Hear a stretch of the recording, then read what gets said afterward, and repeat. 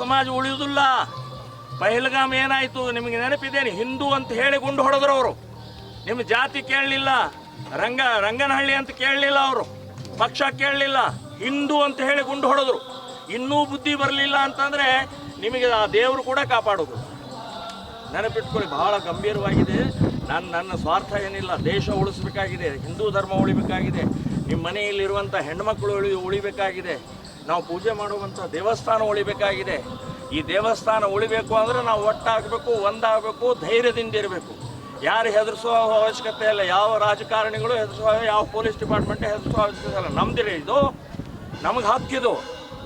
Doctor Ambedkar ನಮಗೆ ಹಕ್ಕು ಕೊಟ್ಟಿದ್ದಾರೆ.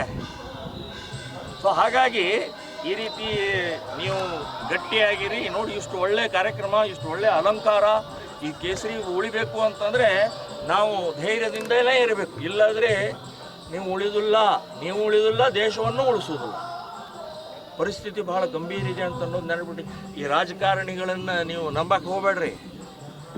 ರಾಜಕಾರಣಿಗಳು ತಮ್ಮ ಸ್ವಾರ್ಥದಲ್ಲಿದ್ದಾರೆ. ದೇಶ ಧರ್ಮ ಅವ್ರಿಗೆ ಬೇಡ, ಲೂಟಿ ಹೊಡಿತಾ ಇದ್ದಾರೆ. ಎಲ್ಲರೂ ಅವರೇ, ಆ ಪಕ್ಷ ಈ ಪಕ್ಷ ಅಲ್ಲ, ಎಲ್ಲರೂ ಅವರೇ. ಸೊ ಭಾಳ ಗಂಭೀರ ಪರಿಸ್ಥಿತಿಯಲ್ಲಿ ನಿಮ್ಮ ಮುಂದೆ ಹೇಳಿದ್ದೀನಿ. ಸೊ ನಾವು ನಮ್ಮ ದೇಶವನ್ನು, ನಮ್ಮ ಈ ನೆಲದ ಋಣವನ್ನು ತೀರಿಸೋಕ್ಕೋಸ್ಕರ ಇಷ್ಟು ಒಳ್ಳೆ ಕಾರ್ಯಕ್ರಮ ಮಾಡಿದಂಥವರಿಗೆ ಆ ಶನೇಶ್ವರದ ದೇವರು ನಿಮಗೆಲ್ಲ ಶಕ್ತಿ ನೀಡಲಿ ಅಂತ ನಾನು ಹೇಳ್ತಾ ಇದ್ದೀನಿ. ಜೈ ಶ್ರೀರಾಮ್.